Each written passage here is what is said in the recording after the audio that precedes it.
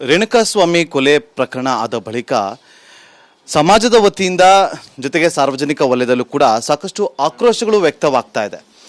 ಅವರ ಕುಟುಂಬಕ್ಕೆ ಸಾಂತ್ವನ ಹೇಳೋದಕ್ಕೆ ಇವತ್ತು ರಂಭಾಪುರಿ ಜಗದ್ಗುರುಗಳು ಆಗಮಿಸಿದ್ದಾರೆ. ಅವ್ರನ್ನ ಮಾತನಾಡಿಸ್ತಾ ಹೋಗ್ತೀನಿ. ಶ್ರೀಗಳೇ, ಈ ಒಂದು ಕೊಲೆ ಪ್ರಕರಣ ಆದ ಬಳಿಕ ಅವರ ಕುಟುಂಬ ಎಂಥದ್ದು ಅನ್ನೋದು ನಮ್ಗೆ ಗೊತ್ತಾಗ್ತಾ ಇದೆ. ಈಗಷ್ಟೇ ನಾನು ಇಲ್ಲಿ ಬಂದೆ, ಅವರ ಕುಟುಂಬಸ್ಥರನ್ನ ಮಾತಾಡಿಸ್ತಾ ಇದ್ದೆ, ಮೇಲ್ಗಡೆ ಹೋಗಿ ನೋಡಿದೆ. ಯಾವುದೇ ಒಬ್ಬ ಸ್ವಾಮೀಜಿ ಬಂದರೂ ಕೂಡ ಅವರಿಗೆ ಆತಿಥ್ಯವನ್ನ ಕೊಡೋದಕ್ಕೆ ವಿಶೇಷವಾದಂತಹ ಕೊಠಡಿಯನ್ನ ಮಾಡ್ಕೊಂಡಿದ್ದಾರೆ. ಇಂತಹ ಕುಟುಂಬ ಇವತ್ತು ಇಂತಹ ನೋವನ್ನು ಅನುಭವಿಸ್ತಾ ಇದೆ. ನಿಮ್ಮ ಮೊದಲ ಪ್ರತಿಕ್ರಿಯೆ? ಶಿವನಗೌಡರ ಮನೆತನ ರಂಭಾಪುರಿ ಜಗದ್ದೊಳವರಿಗೆ ಹೊಸ ಪರಿಚಯವೇನೂ ಅಲ್ಲ. ಬಹುಶಃ ಅವರು ಅತ್ಯಂತ ಧರ್ಮನಿಷ್ಠರು. ಪಂಚಪೀಠಗಳ ಪರಂಪರೆಯಲ್ಲಿ ಉಜ್ಜಯಿನಿ ಪೀಠದ ಸಂಪ್ರದಾಯದಲ್ಲಿ ಬೆಳೆದು ಬಂದಂಥವರು. ಆ ಪೀಠದ ಪರಮ ತಪಸ್ವಿ ಲಿಂಗೈಕ್ಯ ಉಜ್ಜಯಿನಿ ಸಿದ್ಧಲಿಂಗ ಜಗದೊಳ ಬಗ್ಗೆ ಅಪಾರವಾದಂಥ ಒಲವನ್ನು ಇಟ್ಕೊಂಡಂಥವರು. ನಾವು ಕೂಡ ಅವರು ಮೇಲ್ಮಂತಸ್ತಿನಲ್ಲಿ ಮನೆ ಕಟ್ಟಿದಂಥ ಸಂದರ್ಭದಲ್ಲಿ ನಾವೇ ಸ್ವತಃ ಆಗಮಿಸಿ ಪೂಜಾ ಮಾಡಿ ಆವಾಗ ಅವರು ನಮಗೆ ನಿವೇದನೆ ಮಾಡಿದರು. ಬುದ್ಧಿ, ತಾವು ಯಾವಾಗಾದರೂ ಈ ಭಾಗದಲ್ಲಿ ಬಂದಾಗ ತಮಗೆ ಪ್ರತ್ಯೇಕವಾಗಿರಲಿಕ್ಕೆ ನಾವು ಎಲ್ಲ ವ್ಯವಸ್ಥೆ ಮಾಡಿದ್ದೇವೆ, ನೀವು ಆಗಿಂದಾಗೆ ಬಂದು ಹೋಗಬೇಕು ಅನ್ನುವಂಥ ಒಂದು ಕಳಕಳಿಯ ಪ್ರಾರ್ಥನೆಯನ್ನು ಕೂಡ ಮಾಡಿದರು. ಆದರೂ ಮೇಲಿಂದ ಮೇಲೆ ಬರಲಿಕ್ಕೆ ಸಾಧ್ಯ ಆಗದೇ ಇದ್ದರೂ ಕೂಡ ಒಂದೆರಡು ಸಂದರ್ಭದಲ್ಲಿ ಬಂದು ನಾವು ಮಾತಾಡಿಸಿಕೊಂಡು ಮತ್ತು ಅವರು ವಯೋವೃದ್ಧರಾದಂಥ ತಾಯಿಯನ್ನು ಕೂಡ ಮಾತಾಡಿಸಿ ಹೋಗ್ತಾ ಇದ್ವಿ.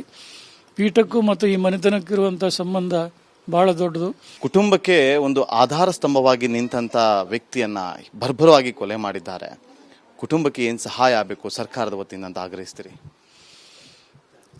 ಈಗಾಗಲೇ ನಾವು ಹೇಳಿದ ಪ್ರಕಾರ ರೇಣುಕಸ್ವಾಮಿ ಅಂತೂ ಅಗಲಿ ಹೋಗಿದ್ದಾನೆ, ತಿರುಗಿ ಬರುವಂಥದ್ದಲ್ಲ. ಆದರೆ ಅವನ ಮನೆತನ ಬಹುಶಃ ಅವನ ದುಡಿಮೆಯಿಂದ ಮುಂದೆ ಭವಿಷ್ಯತ್ತಿನಲ್ಲಿ ನಡೆಯುವಂಥ ಸಂದರ್ಭ ಇತ್ತು. ಬಹುಶಃ ಅವರ ಧರ್ಮಪತ್ನಿಯವರು ಕೂಡ ಗರ್ಭಿಣಿ ಅನ್ನುವಂಥದ್ದು ಎಲ್ಲರಿಗೂ ಕೂಡ ಗೊತ್ತಿದೆ.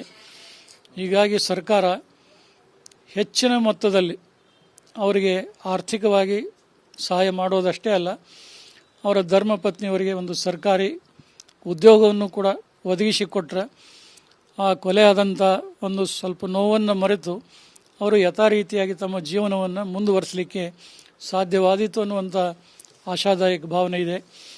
ಮುಖ್ಯಮಂತ್ರಿಗಳಾಗಲಿ ಗೃಹ ಸಚಿವರಾಗಲಿ ಇಲ್ಲಿವರೆಗೆ ಅವರು ಬಂದಿಲ್ಲ ಅಂತ ನಮಗನಿಸ್ತಾ ಇದೆ.